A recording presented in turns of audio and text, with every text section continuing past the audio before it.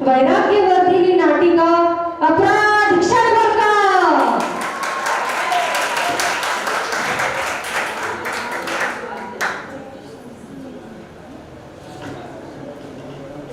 किम तीर्थंकर भगवान महावीर का शासनकाल चल रहा था। तब चारों ओर हाहाकार मचा था। उस समय तीर्थकाल के उदित होने से चहुओर सत्य धर्म की अरुणिमा छा गई। कई भोले जीव अन्य मत की असत्यता को जानकर जिन धर्म शरण में आ गए, ऐसे ही वीर प्रतापी बुद्धिमान मगध नरेश राजा श्रेणिक का कथानक आपके समक्ष प्रस्तुत है। राज दरबार लगा है, समीप है मंत्रीगण विचार विमर्श कर रहे हैं। तभी एक चित्रकार का प्रवेश होता है। तो आइए देखते हैं कि आगे क्या होता है।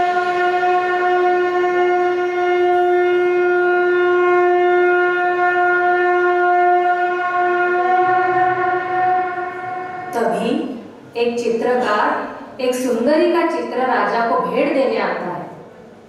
महाराज की जय हो, महाराज की जय हो। कहो, क्या समाचार लेकर आए हो? महाराज, यह भेंट स्वीकार कीजिए।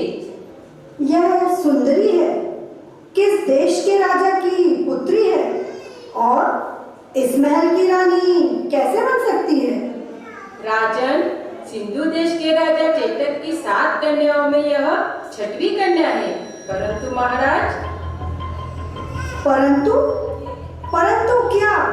राजा चेतक देवशास्त्र गुरु के सच्चे भक्त हैं और वह सच्चे जैन भक्त को ही अपनी कन्या देंगे। मैं तो बौद्ध हूँ।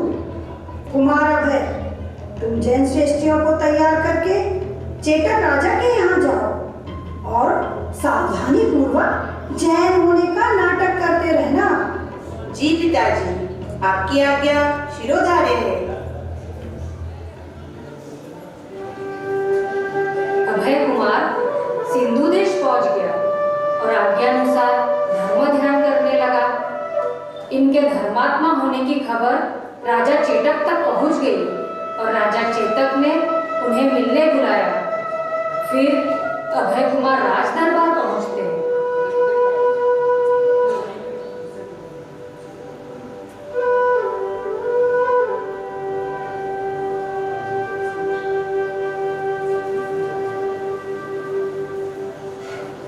आइए बंधुवर, बैठिए। कहाँ से पधारे हैं? प्रणाम राजन, हम जौहरी बच्चे हैं और अनेक देशों में घूमते हुए यहाँ आए हैं। यहाँ कुछ दिन ठहरना चाहते हैं। हाँ, क्यों नहीं। आप तो सज्जन हैं, हमारे ही महल में ठहर सकते हैं। ठीक है, जैसा आप उचित समझें। राजकन्याएं प्रतिदिन अभय की पूजन भक्ति देखकर अत्यंत प्रभावित होती हैं तथा उन्हें कुमार से मिलने की इच्छा होती है।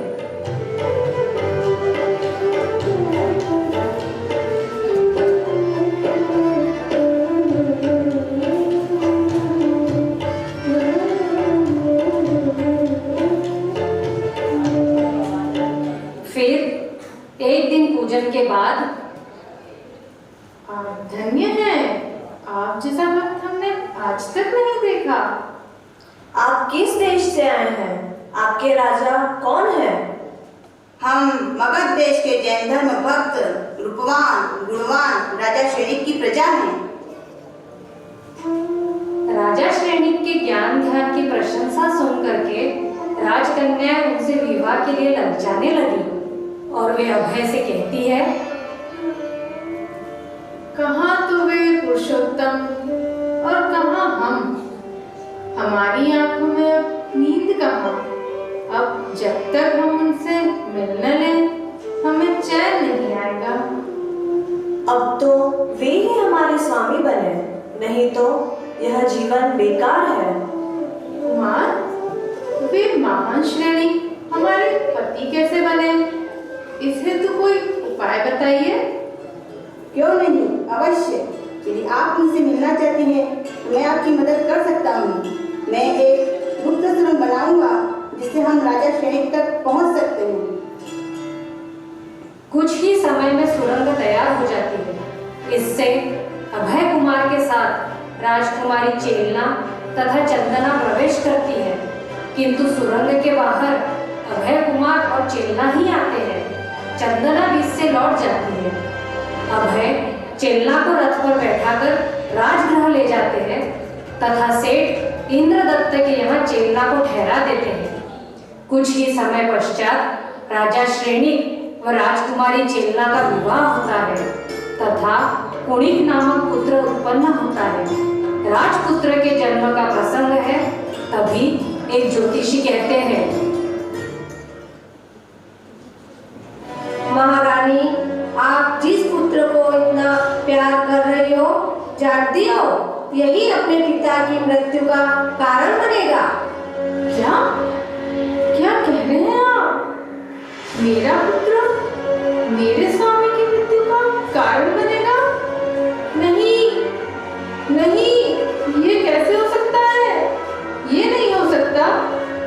किंतु यदि आपका कथन सत्य है तो मुझे यह पुत्र प्यारा नहीं। सैनिकों, जी महारानी जी, ले जाओ इस बालक को, जंगल में फेंकाओ, ले जाओ इसे, ले जाओ। हे प्रभु, यह कैसी विचित्र लीला है कर्मों की। मैंने ऐसा क्या पाप किया जिसका फल ऐसा प्राप्त हो रहा है। हे प्रभु, मार्गदर्शन दो मुझे, मार्गदर्शन दो प्रभु। चेला, मैं यह क्या सुन रहा हूँ? तुमने अपने प्रिय पुत्र को जंगल में फिरवा दिया? हाँ स्वामी, लेकिन वह आपकी मृत्यु का कारण बनने वाला है। मैं कुछ नहीं सुनना चाहता। वह जो भी हो, हमारा ही पुत्र है। ऐसा हरगिज नहीं होगा चेलना। उसे वापस ले आओ, ये मेरी आज्ञा है। उसे वापस ले आओ चेलना। ठीक है स्वामी, आप कहते हैं तो उसे वापस ले आते हैं। चेलना पुत्र को वापस बुलवा लेती है। फिर एक दिन बौद्ध साधुओं के राजमहल में आने पर उसे अचानक ध्यान आता है। अरे, यहाँ तो कभी जैन साधु नहीं आते, जिन पूजन भी नहीं होती। यहाँ तो सभी विधर्मी हैं। ओ, अपने को जैन बताकर पुत्र अभय ने हमें ठग लिया। मुझसे यह कैसा अपराध हो गया जो मैं जैन धर्म से विमुख हो गई।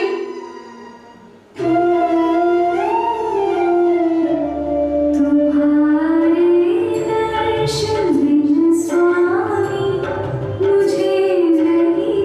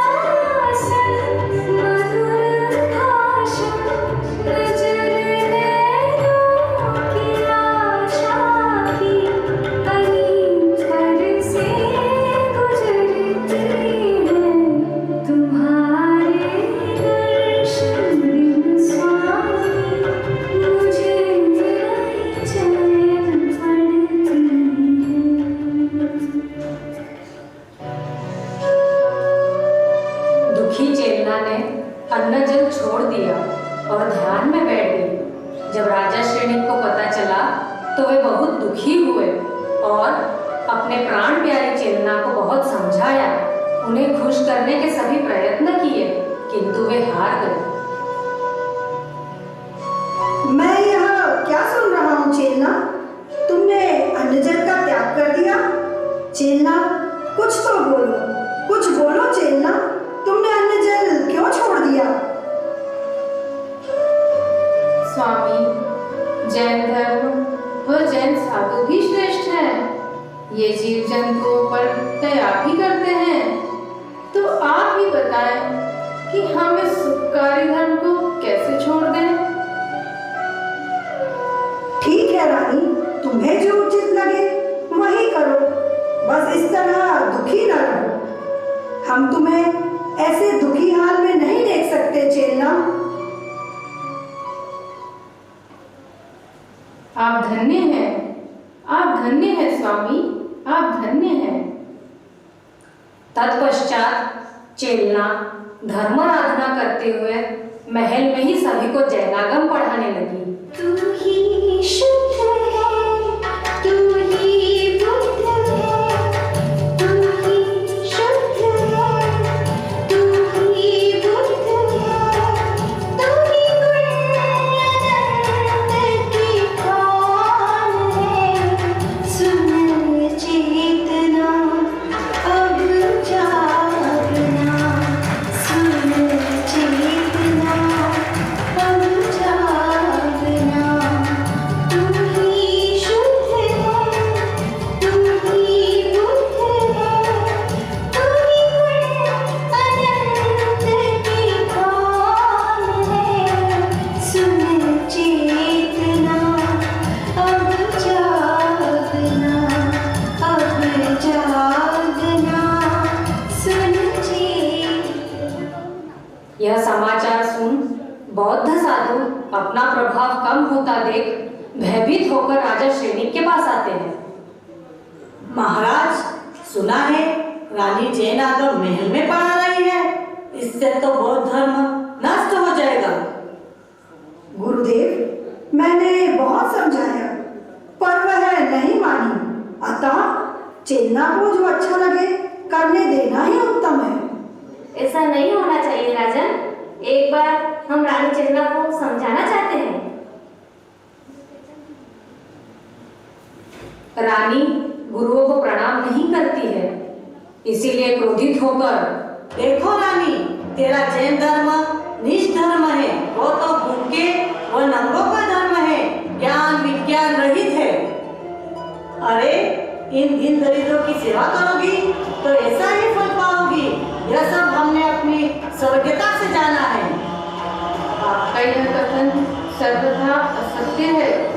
जैन साधु तो महान, शूरवीर, निर्विकारी और विद्वान होते हैं। तुम लोग डरपोक और कायर हो, इसीलिए शहर में रहते हो और अपने पापों को ढकने के लिए वस्त्र पहनते हो। अरे मूर्ख रानी, तुम हमारा अपमान कर रही हो।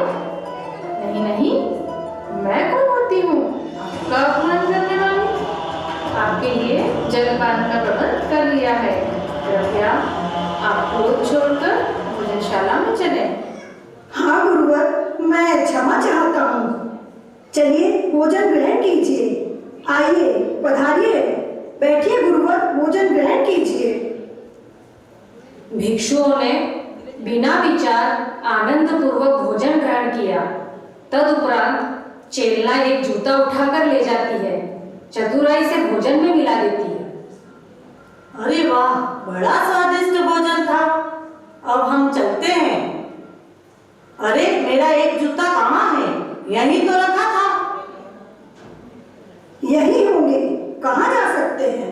रानी, आपने गुरुदेव के जूते देखे क्या? मुझे क्या पता, आप अपने गुरुदेव से ही पूछें। वे तो सर्वज्ञ है ना। क्या हमें इतना भी नहीं मालूम कि जूते उनके पेट में हैं? जब वे इतना नहीं जान सकते तो मेरे अगले जन्म का क्या बता सकेंगे? यह क्या कह रही हो? हम सर्वज्ञ हैं, लेकिन क्या? आप वमन करके देख लें, आपको प्रमाण भी मिल जाएगा। राजा श्रेणी, रानी जानबूझकर हमें अपमानित कर नीचा दिखाना चाहती है। हम जा रहे हैं। तुमने हमारा अपमान किया है, अब हम एक पल भी यहाँ नहीं रुक सकते। तुम्हें क्या पता है, जैन गुरु मरकर बौद्ध भिक्षु बनते हैं। भले रूठ जाए ये सारा जमाना, नहीं रागियों की शरण में है जाना। बस एक बीत रागी तो सिर है झुकाना, बस एक बीत रागी तो सिर है झुकाना। ये सरदार मेरा है मेरो समाना, नहीं रागियों की शरण में है जाना। बस एक बीत रागी को सिर है झुकाना, बस एक बीत रागी को सिर है झुकाना। कुछ दिन बीतने पर एक बार भिक्षुओं के साथ राजा श्रेणी वनगमन कर रहे, तब उनकी दृष्टि ध्यानस्थ दिगंबर मुनिराज पर पड़ी। गुरुदेव, देखो वह नग्न पुरुष कौन बैठा है? राजन, यही तो है नग्न, गंदे, मूर्ख, अभिमानी, जो रानी चेल्ला के गुरु हैं। अच्छा, अब देखता हूँ चेल्ला के गुरु को। मंत्री, इन पर 3-4 शिकारी कुत्ते छोड़ दो।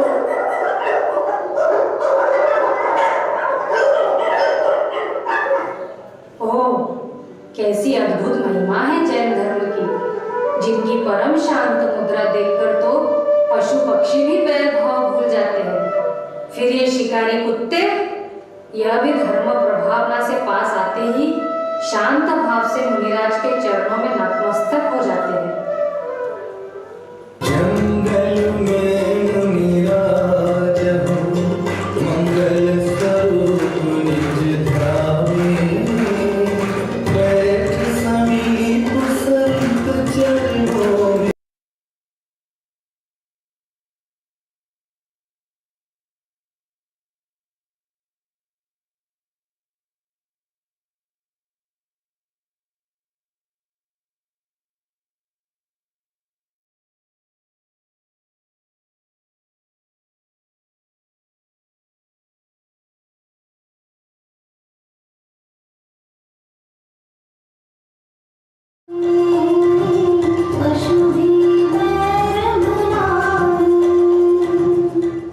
इस दृश्य को देखकर राजा बहुत क्रोधित हुआ।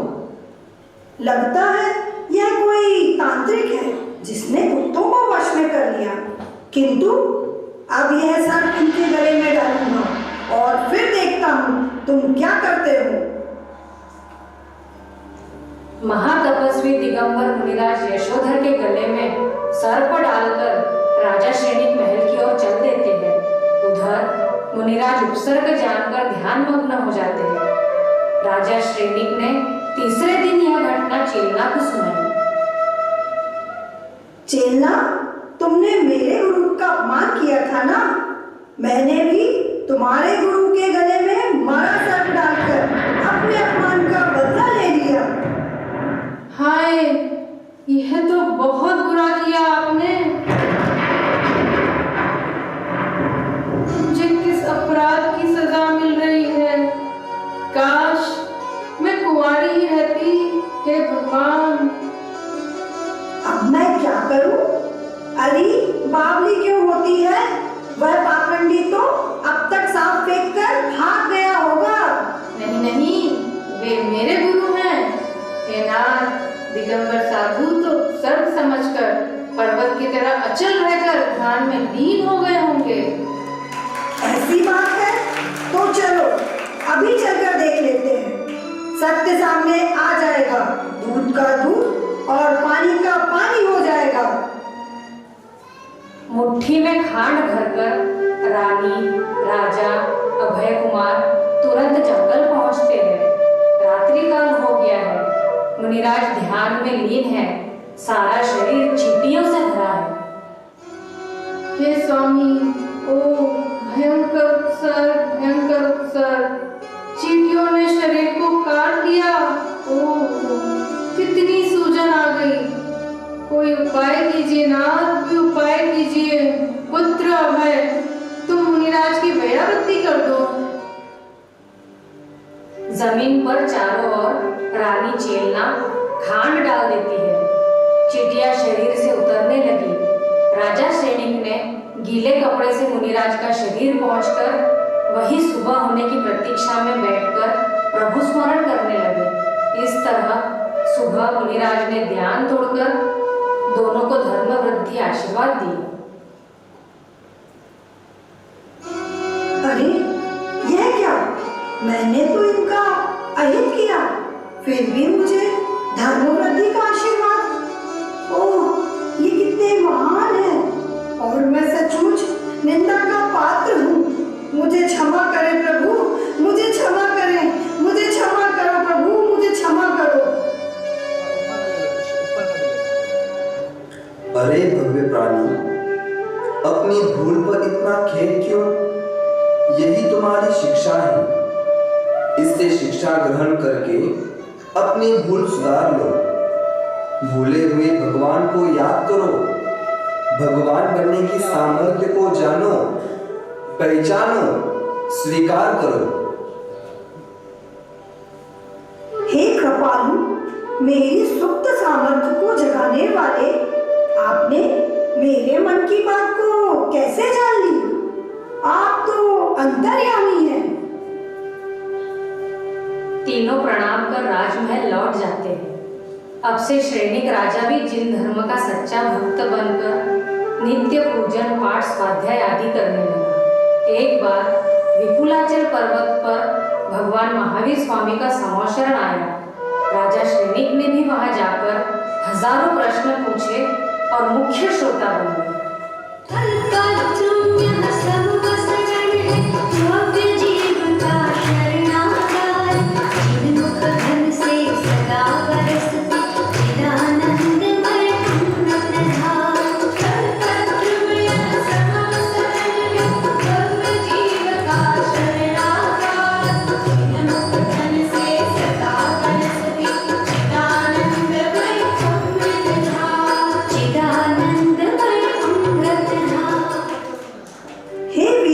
सर्वज्ञ भगवान, मेरे मुनि बनने के भाव क्यों नहीं होते?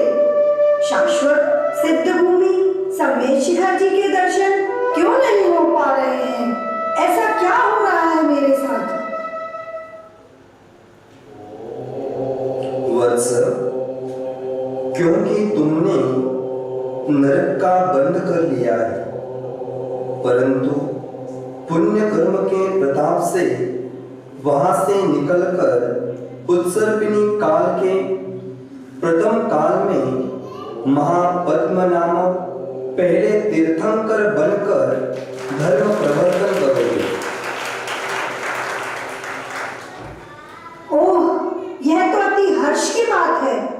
इस तुच्छ राजपाट में क्या रखा है? मुझे तो धर्म साधना में रत रहना चाहिए। मंत्रीवर, मैं अपना राज्यभार अपने पुत्र कुणिक को सौंपना चाहता हूँ। आप राज तिलक की तैयारी करें।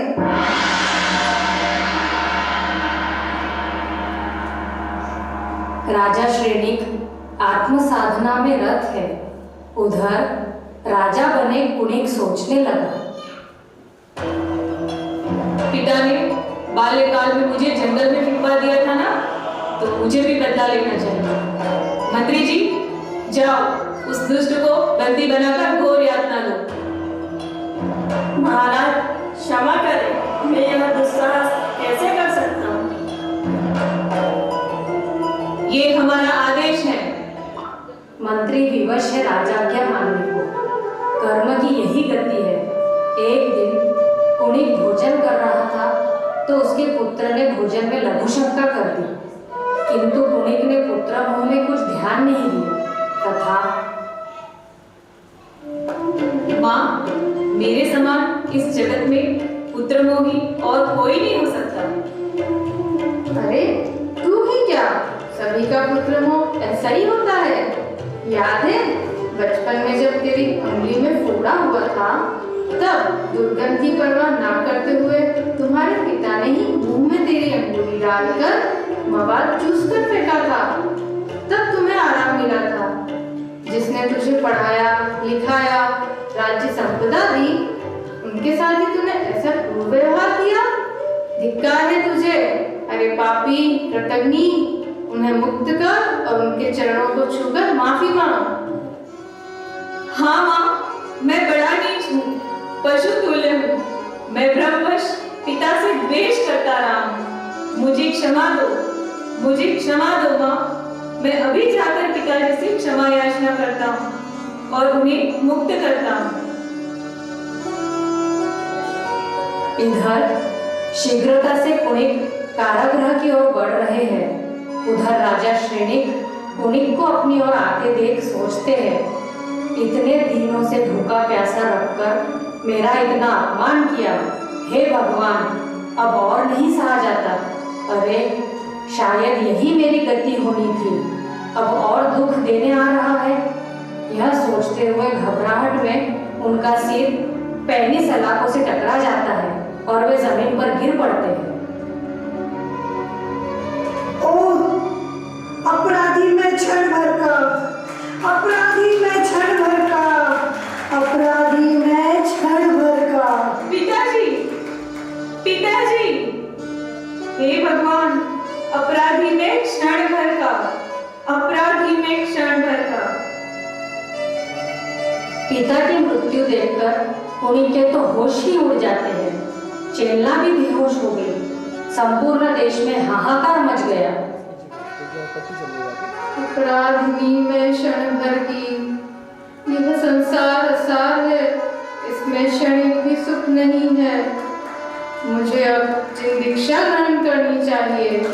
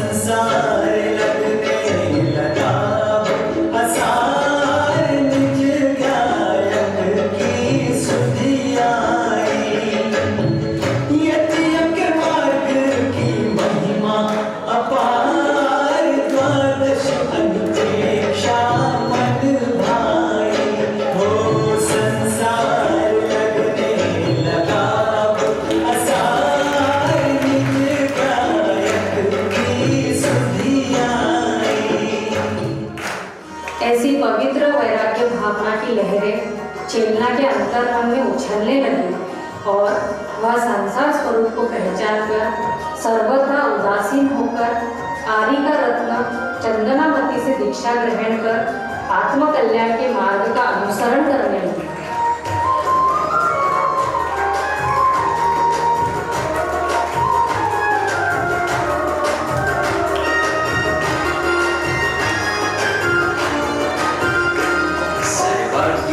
वचन सदा जयवंत रहेंगे, के वचन सदा जयवंत रहेंगे। इस काल में सदा ही जैन संत रहेंगे,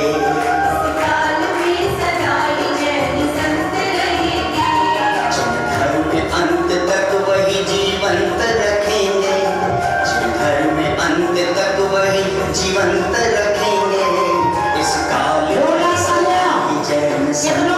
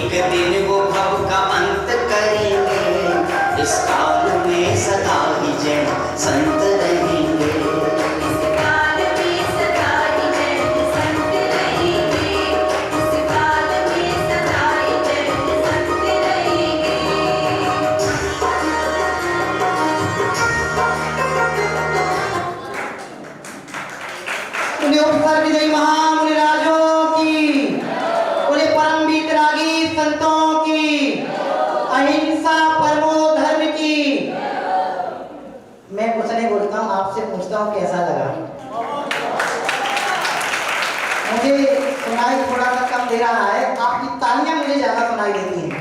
यदि आपकी तालियों की गड़गड़ाहट अच्छी होगी तो मैं मान जाऊँगा कि इसकी बेस्ट प्रस्तुति यहाँ हुई है।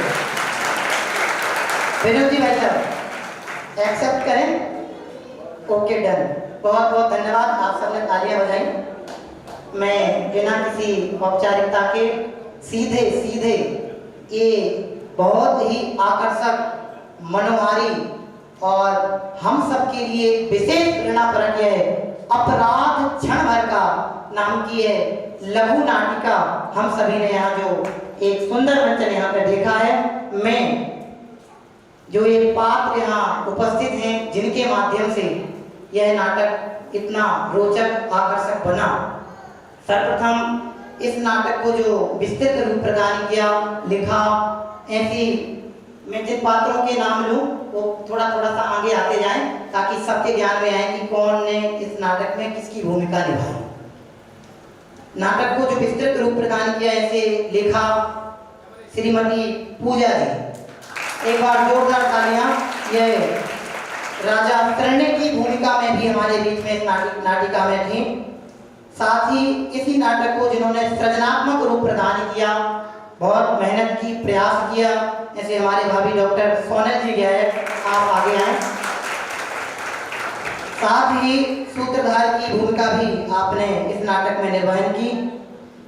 रानी चेलना की भूमिका जिन्होंने इस नाटक में अदा की, श्रीमती मयूरी जी गए। पुत्र अभय की भूमिका जिन्होंने निर्वहन की, ऐसी परिधि जी गए, परिधि जी बांसवाड़ा। पुत्र कणिक की भूमिका जिन्होंने निर्वहन की, श्रीमती प्रतिभा जी बांसवाड़ा। पुत्री चंदनवाला की भूमिका जिन्होंने अदा की, ऐसे प्रियंका जी बांसवाड़ा। राजा चेतक की भूमिका जिन्होंने निर्वहन की, ऐसी श्रीमती रितु जी। मंत्री की भूमिका जिन्होंने निर्वहन की, श्रीमती निशा जी, सुलक्षणा जी एवं रीना जी, सुलक्षणा जी। और सैनिक के रूप में जो इस नाटक में अपनी भूमिका अदा कर रही थी, ऐसी श्रीमती रीना जी। और जो किसी के रूप में जो उपस्थित रही, ऐसी श्रीमती मीनाक्षी जी गए। बौद्ध भिक्षु, हमने वो अकलंक निकलंक वाली कथा की, वो आपने कथा की वो देखी होगी जो बच्चों के लिए किताब छपी हुई, उसमें बौद्ध भिक्षुओं का चित्र आप लोगों ने देखा होगा। इस जमाने में तो बहुत कम देखने में आते हैं, दूसरे देशों में तो घूमते रहते हैं, लेकिन अपने भारत में वो पाकड़ में वो ध्रुवधाम में यहाँ बौद्ध भिक्षु आए और बहुत सुंदर एक रोचक दृश्य हमारे बीच में उपस्थित हुआ। बौद्ध भिक्षुओं की भूमिका में श्रीमती अंशिता जी और श्रीमती गायक जी, बहुत बहुत धन्यवाद। चित्रकार के रूप में जो इस नाटिका में उपस्थित रही, श्रीमती शीतल जी। और जो आप प्रोजेक्टर पे जो दृश्य देख रहे थे, वो दृश्य आप सबने सोचे होंगे एक जगह मिलना नामुमकिन है। भले सोशल मीडिया का जमाना है, गूगल नेट सब कुछ उपलब्ध है, लेकिन मेहनत बहुत लगती है। प्रयास, सोच, उसको कैसे कहाँ सेट करना इत्यादि सारी की सारी व्यवस्थाएं पूरा समय लेकर के हमारे अनुज भ्राता ध्रुवधाम के ही इस नाटक वर्तमान में यहाँ अध्यापक के रूप में अपनी सेवाएं प्रदान कर रहे हैं। ऐसे पंडित सुशांत जी शास्त्री वो अभी भी अपनी भूमिका वहाँ निर्वहन कर रहे हैं। एक बार जोरदार तालियों के माध्यम से उनका भी हम पुरस्कार करेंगे। इस प्रकार से ये पूरा इसमें एक नाम जो रह गया है वो है दीपक जी भाई साहब का। इन्होंने भी पूरा टाइम एडिटिंग, रिकॉर्डिंग, म्यूजिक जो भी हमने करी है 2-3 दिन बैठ करके कंटिन्यू, वो सारा श्रेय इनको जाता है। सब इन्हीं ने किया है, जो भी आपने भजन सुने, म्यूजिक लगाई है, सब कुछ ऐसे थे। Thank you Deepak ji. ऐसे ही होता है, मैं इनका कहता हूँ, ये हमारा कहते हैं। बाकी दीदी होना जो होता है क्रमबद्ध में निर्धारित है, वही होता है। एक बार जोरदार ऐसे परोपकारी पूज्य गुरुदेव श्री के लिए, जिनके परम उपकार से हम सब ये तत्व का श्रद्धान करते हुए, सिद्धांतों को समझते हुए आगे बढ़ रहे हैं। हाँ, उनको भी बुलाएंगे। बिल्कुल, सुशांत जी।